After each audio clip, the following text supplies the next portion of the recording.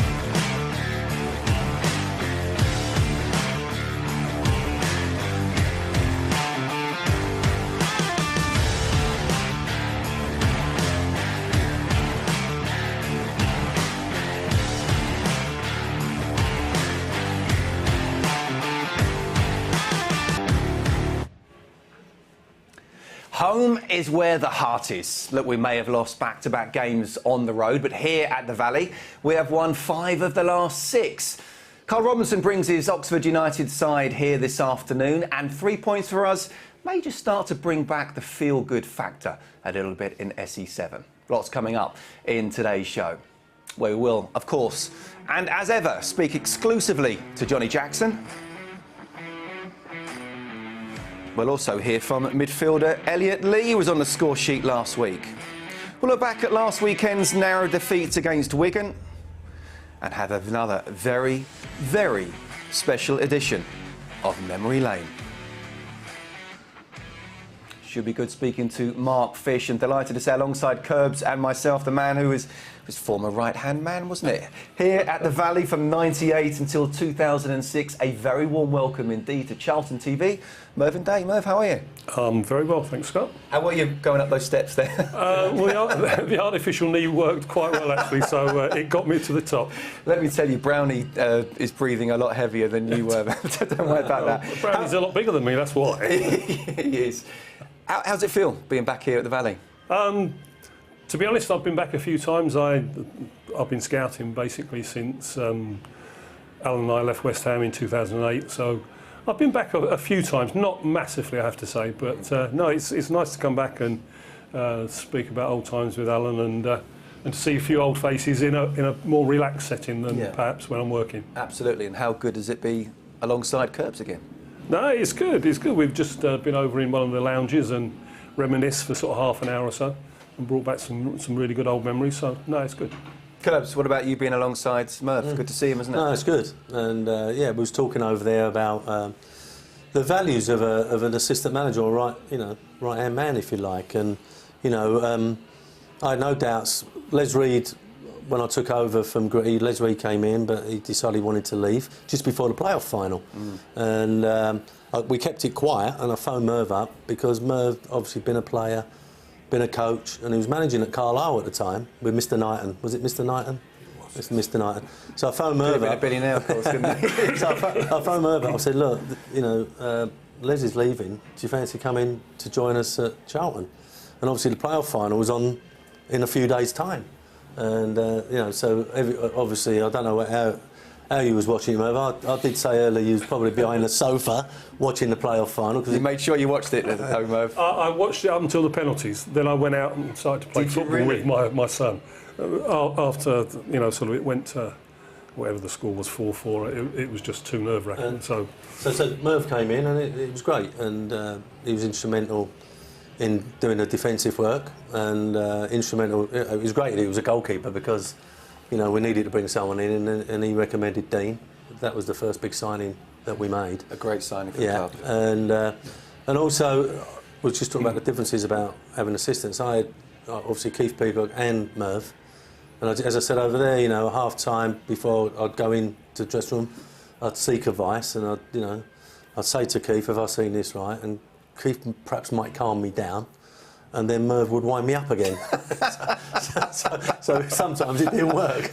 Well, look, we'll delve more into that a little bit later on. There is one thing, though, and it's come up quite a few times on Charlton TV. The curly finger. Do you know about that?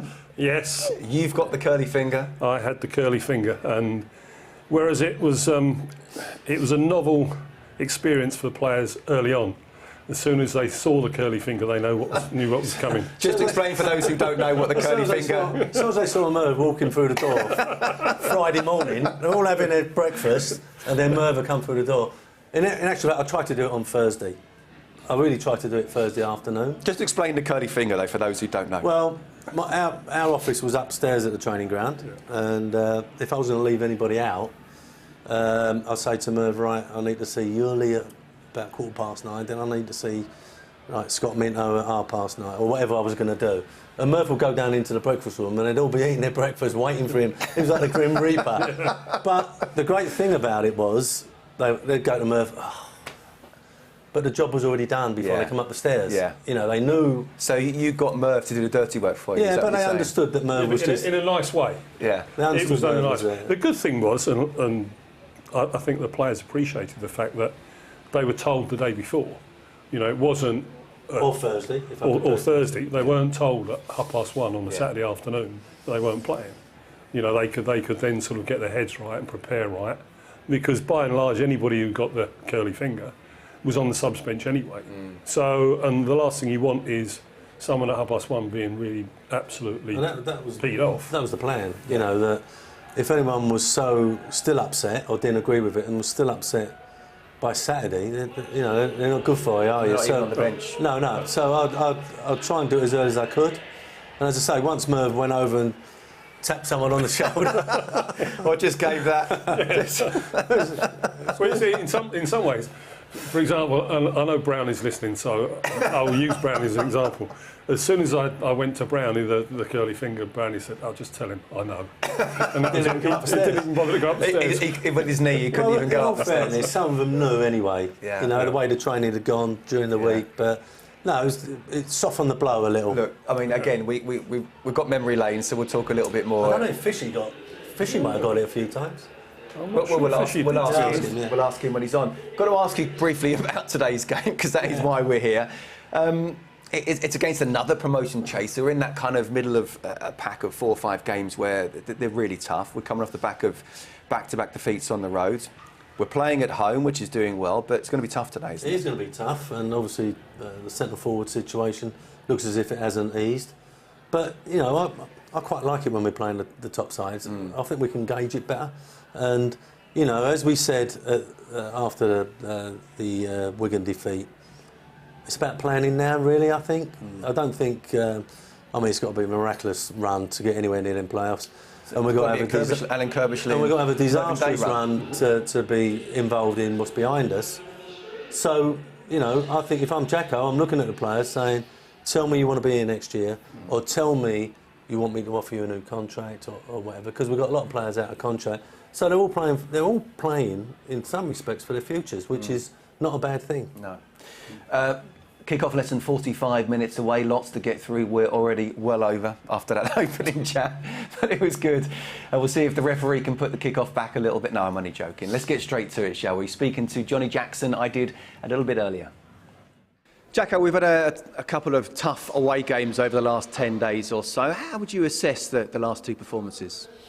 Well, disappointing to lose the games, obviously, but I saw some encouraging signs in both games. I felt that we should have got something from both of them, especially the Wigan game on Saturday. I thought it was a decent performance. We was in it for long periods, started really well, probably should have been further ahead than we was, and obviously got a peg back penalty and a set piece. So disappointing goals.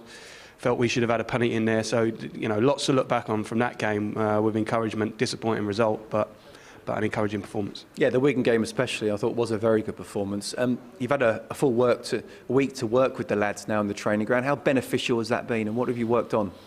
I've worked on quite a bit actually this week. Been really good. I always find when you've got the clear week that they're much better training weeks. You can get some real good work done, and making a sort of little bit of a tactical tweak today that we've been working on, and a few different personnel as well. So yeah, we've been hard at it this week, and hopefully it pays dividends. Well, let's talk about that tactical tweak then, shall we? How are we lining up today?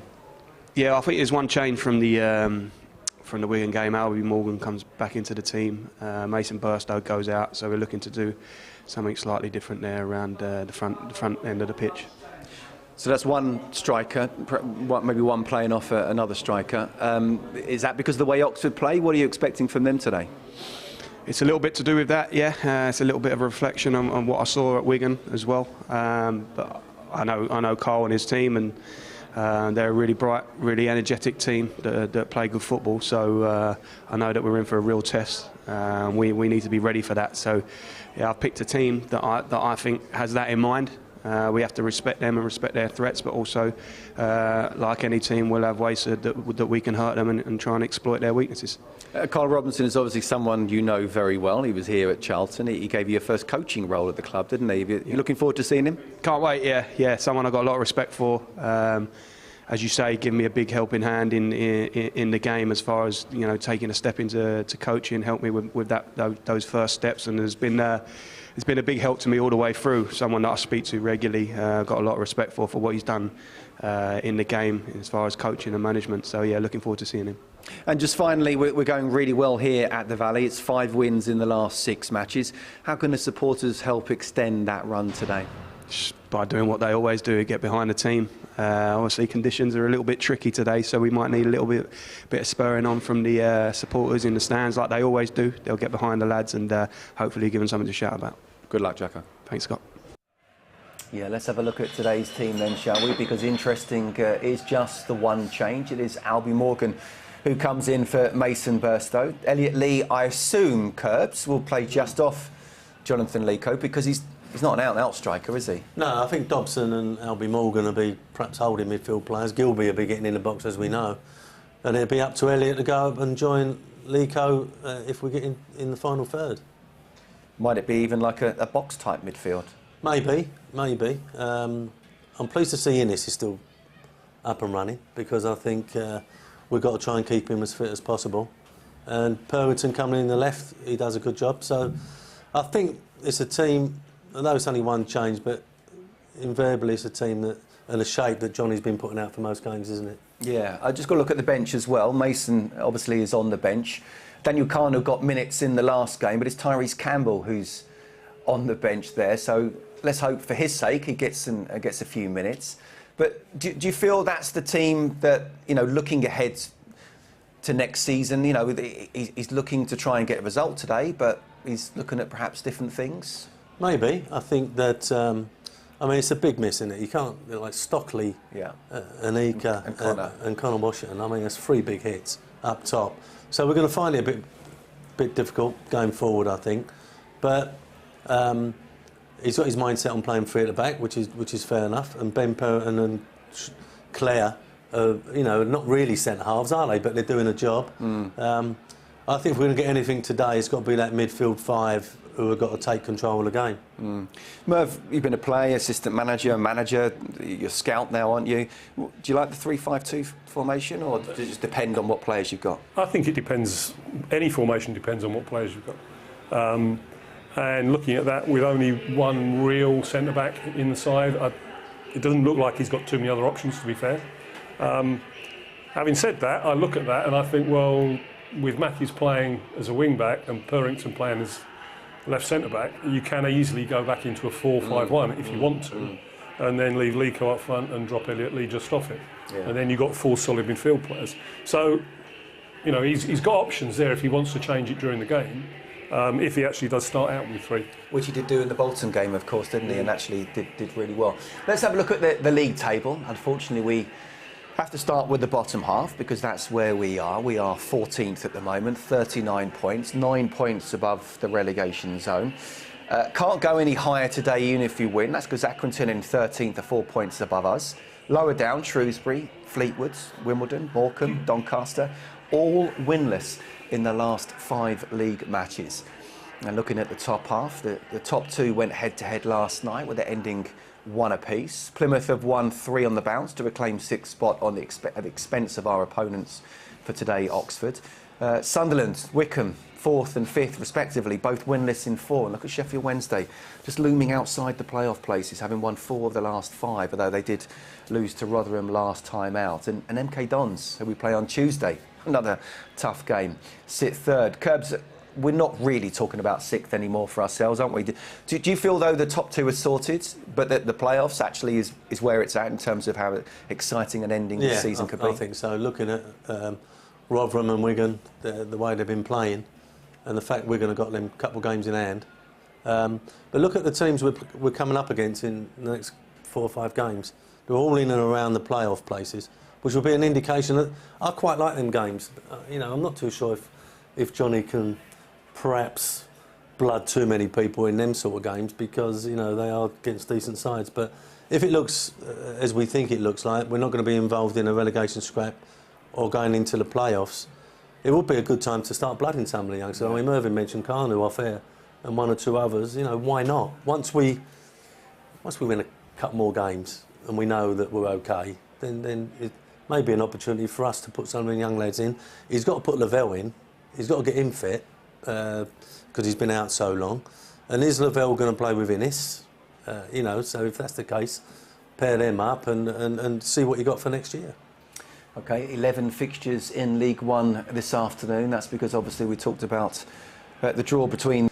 Merv, standout game for you there? Sunderland MK Dons. I've seen both recently. I saw Sunderland play at Wimbledon last Saturday. They drew 1-1, and to be honest, they just sacked Lee